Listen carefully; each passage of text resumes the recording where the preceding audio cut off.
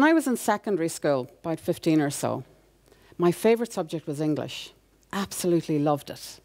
Whether it was Shakespeare or literature or poetry, writing essays about any subject, I loved it. I would have happily spent all of my time in school sitting in any English class that was going.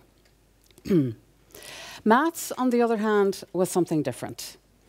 I just about scraped through maths in what was then the intermediate certificate. And I was on the road to actually failing maths at leaving certificate. I was no good at it. I hated it. It bored me witless. And I used to sit down the back of the class a lot and just not pay attention to what was going on because I wasn't any good at it. My English teacher, a rather crumpled, twinkly man called Mr. Lemon, obviously was, yeah, that was his real name, Mr. Lemon. He was a lot sweeter than that, though.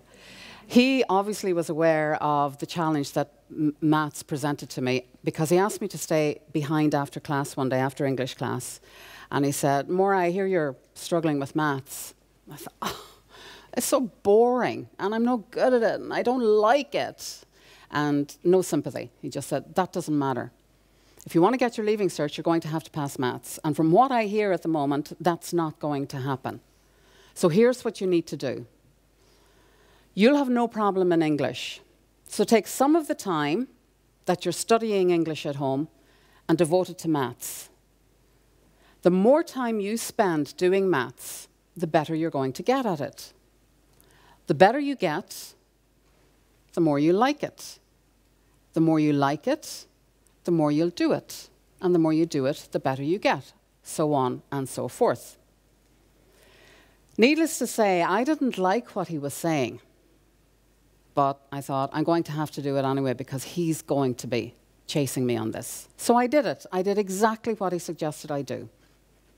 And I came out with a very respectable B in Pass Maths, which was, thank you, which was way more than I could have anticipated. But more importantly than that, I came to like maths. I started looking forward to the classes. I started to enjoy the challenge of figuring something out and the sense of pride and delight when I had it figured out. And that was all new to me. And that was the first time at about 16 years of age that I learned the lesson that persistence begets passion. Now, I didn't understand the value of that lesson for a long time. But in the last couple of years in particular, I have. And a lot of that is down to social media. Are you on Facebook? Instagram? Any of them? I'm sure you've all seen those lovely pictures. I think they're called memes or memes. I can never pronounce that word right. I want to call it memes because that's how it's spelt. But you know all of those lovely pictures of people doing yoga poses on the top of mountains and the sun is shining, or there's a beautiful river, and it says, follow your passion. Find your passion and never work a day in your life. Dream big. All sounds great, doesn't it? Trouble is, none of those come with an instruction manual. None of them tell you how to go about that. And when you see the words passion and persistence in the same lovely picture or the same sentence, the passion always comes first. So there's an assumption being made there, and the assumption is that we all have a grand passion that we want to find or follow. And even those words suggest that we're passive in that whole thing. You know, it's just going to appear on our doorstep someday. And that if we have that passion, then we use persistence to go and make that passion into a reality. But for most of us, that's not the case. According to statistics, only 1 in 10 people does that work for. So I think there's about, what, 100 people in the room? Not even that. So only a handful of you have passions. And I think Alison is definitely one of them, have a passion that you went for. The rest of us, does that make us less worthy of experiencing passion? Does it make us less intelligent, less capable? No. It just means that we have to think differently about what passion is.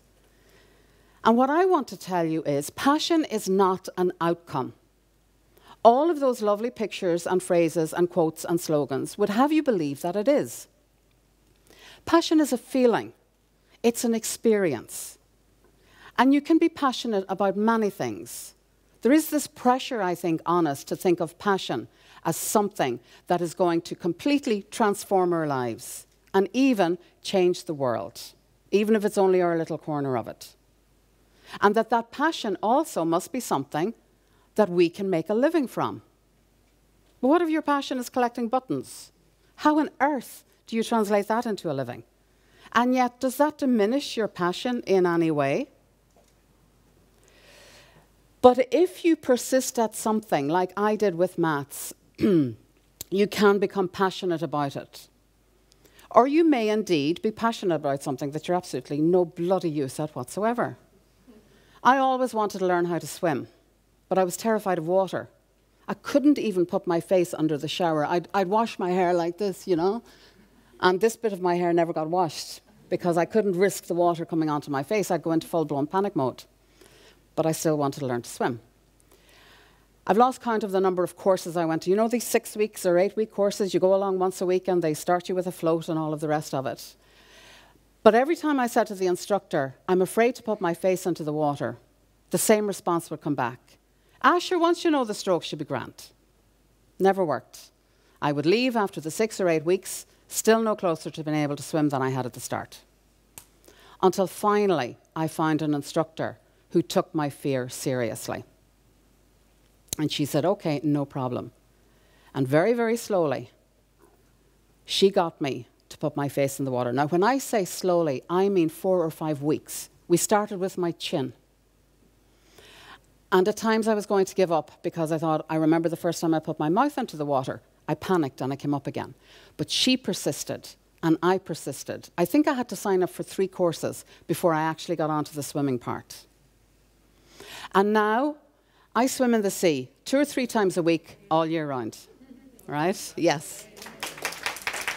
So my persistence developed in me a real passion for swimming. It was something I wanted to do, yeah, but I wouldn't have said I was passionate about it, but just this thing that I needed to do.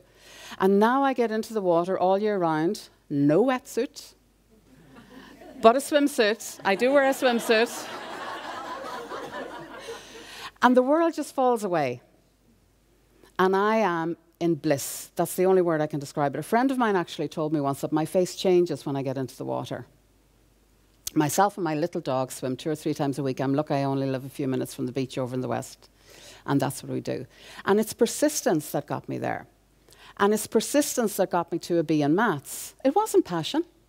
In neither case was it passion.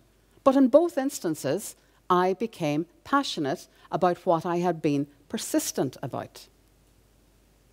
So is there something in your life, whether you've been thinking about doing something with that mess of a backyard and you want to turn it into a lovely garden? Or is there some part of your job, a job that maybe you love, but there's one part of it that, you know, makes you groan inwardly every time you have to do it? I'll set you a challenge.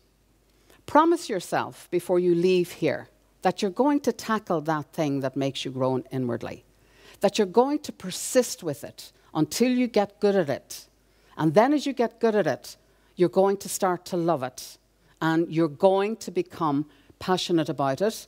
And as that happens, as that unfolds, you are going to get better and better and better. And you will prove what I've been saying here tonight. Persistence begets passion. Thank you.